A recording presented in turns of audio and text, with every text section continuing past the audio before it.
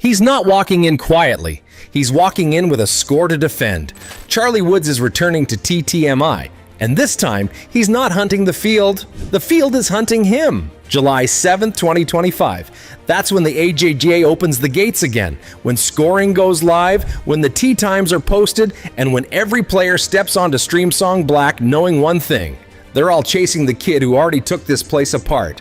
This isn't a comeback, this is a warning shot, reloaded. Charlie's not the underdog anymore. He's the standard. The guy who tore through the same tournament back in May with a blistering 70, 65, 66, finishing 15 under, 25 birdies, 1 eagle, and 0 fear. That wasn't momentum, that was a message. But now comes the hard part, doing it again, when everyone expects you to. This isn't just Tiger's son trying to prove he belongs. That narrative expired 2 months ago. Now it's, can Charlie Woods dominate on demand? Once you take the crown, everyone starts counting your mistakes. And make no mistake, this field hasn't forgotten what he did last time. The 72 players lining up on July the 7th, they've been studying his every move, every hole, every swing. The applause is fading, the tension's rising, rumors are already swirling. Insiders say Charlie's strategy this time around is different, less conservative, more precise, even by his own aggressive standard. He's not just trying to win,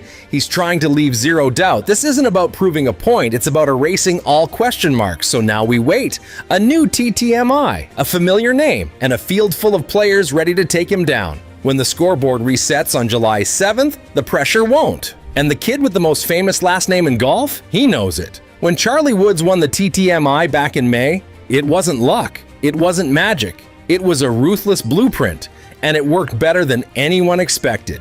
He opened the tournament with 8 birdies in round 1, despite stacking up 5 bogeys and a triple. It wasn't clean, it wasn't conservative, but it sent one message loud and clear. Charlie isn't here to survive, he's here to attack. Chaos on the card, control in the mind. 25 birdies, 1 eagle. That's not just good golf, that's deliberate aggression, the kind that only works if you trust your swing more than your scorecard. And according to sources inside the AJGA and close to his camp, he's not changing the formula. He's doubling down and dialing in. Unlike most juniors, Charlie doesn't tiptoe around danger. He challenges pins, takes aggressive lines off the tee, and plays as if every hole is a must-make. That may sound reckless, but it's calculated. High volatility, high reward.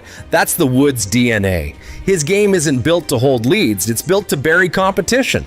Some would call that dangerous, but Charlie, he sees it differently. He knows that playing it safe doesn't win back-to-back TTMI titles. It doesn't silence doubters, and it definitely doesn't live up to the last name stitched on his bag. You don't build a legacy by laying up. Word is, he's been working specifically on tempo under pressure, short game finesse, and mental reset drills, all pointing to a player who expects to be in the fire and stay there. Charlie isn't just managing the heat, he's training to control the flame. So when he steps onto the first tee on July 7th, don't expect hesitation. Don't expect caution. Expect the same plan. Only sharper, scarier, and fully intentional. You don't conquer Streamsong Black, you survive it. And for Charlie Woods, survival might not be part of the plan. This course is unforgiving by design, carved into Florida's sandy ridges with brutal bunkering, wild elevation shifts, and greens that feel like glass on a stormy sea. It's not built for comfort, it's built to punish every inch of arrogance. Every shot here asks a question. Most players don't like the answer. Charlie's strategy, aggressive, bold, surgical, worked in May. But Streamsong doesn't forget. This time the stakes are higher, the field is sharper, and the margin for error? Razor thin. One misread, one bad bounce, one disaster hole, and it's gone. Unlike many junior events, TTMI has no cut. Every player plays all 54 holes. Even if their tournament ends emotionally after 9, there's no safety net, no second flight. And if Charlie runs into early trouble, he'll have to finish and fight with the whole field watching. There's no DNF in this format, just exposure. This is what makes the black course such a monster. You don't just play it, it plays you back, baiting you into mistakes, dragging confidence into chaos. And when your name is Woods, every twitch gets magnified. Fame doesn't earn mulligans, it attracts pressure. His go-for-everything mentality could crack this place open, or crack him wide open. Just one triple bogey on a Friday morning and the whole weekend spins out of control. That's not speculation. That's exactly what happened last time. And he still won. Lightning struck once. Can it strike again without setting fire to the scorecard? Because here, no one cares who you are. Not your surname, not your swing coach, not your last win. Just you, the ball, the hole, and a course waiting to expose weakness. Streamsong doesn't protect names, it dismantles them. It's not just a tournament anymore, it's a hunt. And Charlie Woods is the one wearing the bullseye. 72 of the top junior players in America are headed to Streamsong. Many of them were there in May, and they left bruised, humbled, and dead silent as Charlie walked off with the trophy.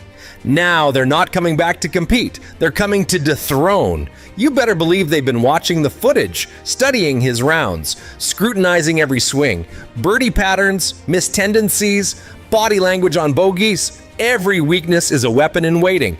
This isn't admiration, it's analysis with an edge. Since that win, Charlie's name hasn't left the headlines. His victory lit up Golf Digest, WUSF, and the AJGA site. He's earned invites, status, hype, and with all of that came one unavoidable consequence. He's no longer the hunter. He's the measuring stick. There are players showing up to TTMI with nothing to lose and everything to prove. And what better statement than slaying the reigning king on the same course he dominated? When revenge becomes motivation, underdogs become dangerous. Even his strategy, once a secret weapon, is no longer a mystery. Every player in the field knows he attacks early, that he'll risk double just to sniff eagle. They've seen the volatility, and now they're not just watching, they're waiting to pounce. This field isn't impressed anymore. It's impatient. Impatient to prove that Woods' win was timing, not dominance. Impatient to flip the script and write their own breakout story. Every comeback needs a villain, and this weekend it's Charlie. He started the year as a name with promise. Now he enters TTMI as the name everyone's aiming at. The chase is over. Now it's about survival. It's not just about winning anymore, it's about how you win. And for Charlie Woods, the how might be more important than the trophy itself. Some players chase results, others redefine the way the game is played. If Charlie walks out of Streamsong with another win, using the same fearless strategy that stunned everyone in May, then this isn't just a talented junior. This is a prototype, a model for aggressive, unshakable play under fire. You don't follow blueprints like that. You build them. The message would be clear. Calculated risk isn't recklessness, it's the future. And Charlie Woods would no longer be a legacy golfer. He'd be a trendsetter with teeth. When the system bends to your style, you're not part of the wave. You are the wave. But that's the best case scenario. And golf doesn't care about blueprints. One meltdown, one bad read, one blow-up round, and everything changes. If the strategy collapses, the critics won't wait. They'll question his patience, his discipline, his long-term mental game. They'll say he got hot once and burned out trying to do it again. In golf, momentum is fragile and hype is vicious. The truth? The strategy is already out there. It's public, it's been studied, it's being used against him. Now we all get to see if it holds under pressure or breaks when the spotlight burns the hottest. Everyone loves a fearless plan until it stops working. So now we ask the question that echoes through every tee box, every leaderboard, and every practice green. Is Charlie about to rewrite junior golf strategy? Or is this where confidence becomes collapse? Let us know in the comments. Is Charlie Woods playing genius-level golf at TTMI, or is this all about to fall apart? And don't blink, because what happens next may just shape the future of the game itself.